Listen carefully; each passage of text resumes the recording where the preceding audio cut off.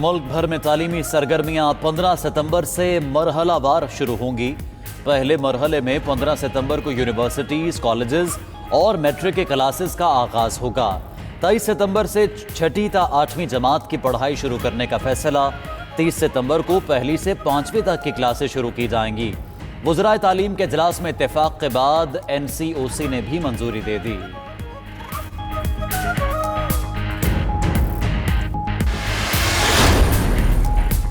Karachi package پر سیاسی بیان بازی جاری۔ وفاقی وزیر اطلاعات کی سندھ حکومت پر الزامات کی بوچھاڑ۔ شبلی فراز کہتے ہیں سندھ حکومت پر اعتبار نہیں، چاہتے ہیں جو پیسہ دیں وہ کراچی میں لگے۔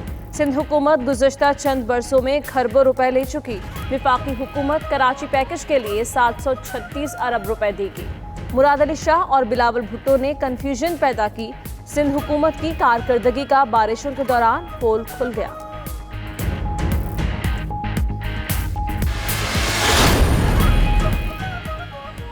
سندھ کا وفاق سے بارشوں کے متاثرین کے زرعی قرضے معاف یا ادائیگیاں مؤخر کرنے کا مطالبہ۔ وزیر اعلیٰ کا وزیر اعظم کو خط، متاثرہ خاندانوں کو امداد دینے کا بھی مطالبہ کیا۔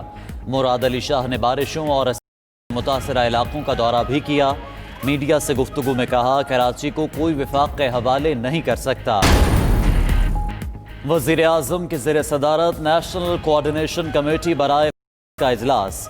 چیئرمین NDMA نے بارشوں کی صورتحال، جانی اور مالی نقصانات اور ریلیف سرگرمیوں پر بریفنگ دی۔ محکمہ موسمیات اور حکام نے بتایا اس سال ملک کے اکثر حصوں میں زیادہ بارشیں ہوئیں، تمام ڈیم بھر چکے ہیں۔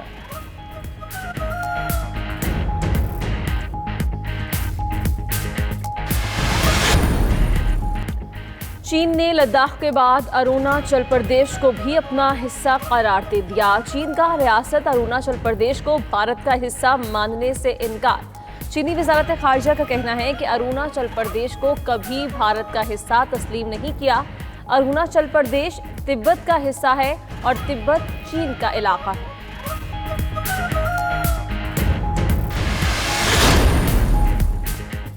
امریکی صدر چین کے ساتھ تجارت ختم کرنے کے حامی۔ ڈونلڈ ٹرمپ کہتے ہیں امریکہ کو چین کے ساتھ تجارت کرنے سے اربوں ڈالرز کا نقصان ہوتا ہے۔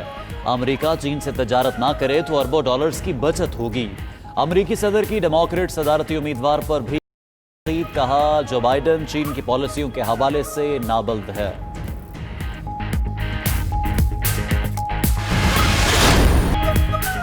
اور اسپین میں کے باوجود روایتی تہوار کی دھوم، وینس کی گرینڈ کینال میں سالانہ ریگاٹا اسٹوریکا نامی مقابلوں کا انعقاد۔ سینکڑوں افراد کی منفرد انداز کی بنی کشتیوں پر سوار ہو کر مقابلے میں شرکت۔ موسیقی کی مخصوص دھنوں نے سما باندھ دیا۔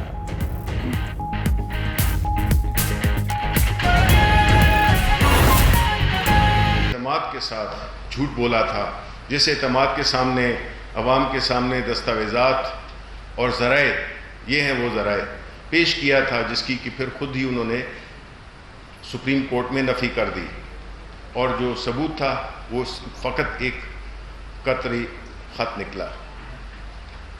تو مقصد یہ ہے کہ اگر ان کو کوئی اعتراض ہے، ایک تو یہ ہے کہ وہ جوابات دیں، اور بجائے اس کی کہ ان کو اس پہ ندامت ہو، ان کو نہیں چاہیے کہ وہ آ کے ایک جو غلط چیزیں انہوں نے کی ہیں اپنے دور میں، اس کو وہ بڑی ڈھٹائی کے ساتھ وہ ملبہ حکومت پہ ڈالیں۔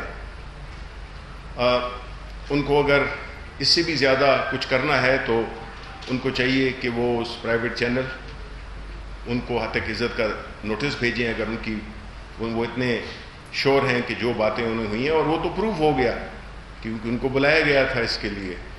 تو اس لیے یہ ان کی ایک جو طریقہ کار بن گیا ہے کہ جب نیب سے پیشی کے بعد جو اندر ان کی جو ہزیمت انہیں اٹھانی پڑتی ہے اپنے کیے دھرے کی، وہ اس پہ ایک بڑے گریسفل طریقے سے بیٹھیں اور واپس چلے جائیں، لیکن نہیں، انہوں نے ایک بنا لیا، ایک شو بنا لی ہے کہ وہ کس طرح سے قوم کو گمراہ کریں۔ تو ان کی یہ جو اسٹریٹجی ہے، میرا خیال ہے یہ کامیاب بھی نہیں ہو رہی اور نہ ہوگی، کیونکہ جنہوں نے اپنے اکاؤنٹس کو پلس کیا تھا، عوام نے اپنے ووٹ سے ان کو مائنس کر دیا ہے۔ دوسری بات کہ کراچی میں آپ نے دیکھا ہوگا کہ پرائم منسٹر صاحب نے جو کراچی کے مسائل اتنے کنٹرول سے باہر ہو گئے تھے کہ پرائم منسٹر صاحب نے یہ ضروری سمجھا کہ ایک ایسا انیشیٹو لیا جائے، ایک ایسا پیکیج دیا جائے کراچی کو جو کہ دراصل پروونشل حکومت جو کہ کھرب ہار روپے پچھلے 10-12 سالوں میں لے چکی ہے، جس کی کہ عمل درآمد تو ہمیں نظر نہیں آتی، اور وہ ان سیلاب میں، اس بارشوں میں اس کا جو پول تھا وہ جو ایک انہوں نے بنایا ہوا تھا اس کا پول کھل گیا. تو بڑی نیک نیتی کے ساتھ، اور عوام پرائم منسٹر جس طرح کہ وہ پورے پاکستان کے وزیر اعظم ہیں، ان کی سوچ بھی پوری نیشنل امپورٹنس کی ہے اور نیشنل انٹرسٹ کی ہے. تو انہوں نے کراچی کو خاص طور پہ، جو کہ ہمارا اور سندھ صوبہ اور کراچی بالخصوص جو کہ ایک ہمارے شہر کا، ہمارے ملک کا ایک اکنامک ہب ہے، ایک تجارتی معاشی ہمارا ہب ہے، تو اس کے لیے ایک پیکیج پیش کیا، جس کی ظاہر ہے کہ ہماری ہمیشہ سے یہ خدشات تھیں، جس کا ذکر میں نے مختلف پریس کانفرنسز میں بھی کیا ہے کہ ہم یہ پیسے ان کو دے نہیں سکتے تھے، بیکاز سچی بات ہے کہ ہمارا اعتبار نہیں ہے، اور ہم چاہتے ہیں کہ جو پیسے دیے جائیں وہ کراچی کے عوام، کراچی شہر پہ لگیں. اس میں کچھ کنفیوژن پیدا کرنے کی کوشش کی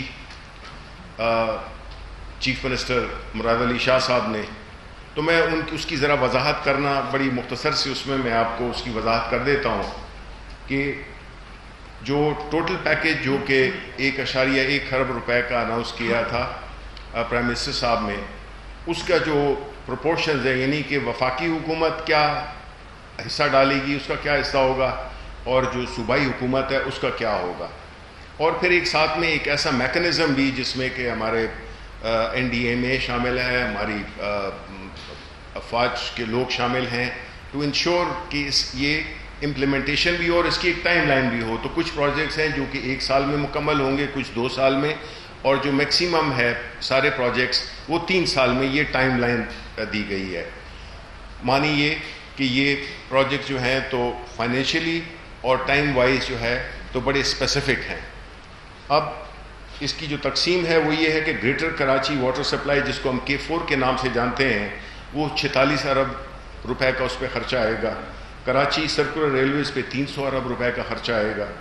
ریلوے فریٹ کوریڈور ہے 131 ارب روپے کا. گرین لائن BRT 5 ارب روپے. اور جو ان لوگوں کے لیے جو کہ ان نالوں سے یا جو بھی تجاوزات ہیں ان میں سے جن کو بے دخل کیا جائے گا، ان کو سیٹل کرنے کے لیے، ان کو ایک متبادل جگہ دینے کے لیے 254 ارب روپے رکھے گئے ہیں. اب اس میں یہ جو ٹوٹل کاسٹ ہے وہ جو فیڈرل حکومت دے گی وہ 736 ارب روپے ہیں.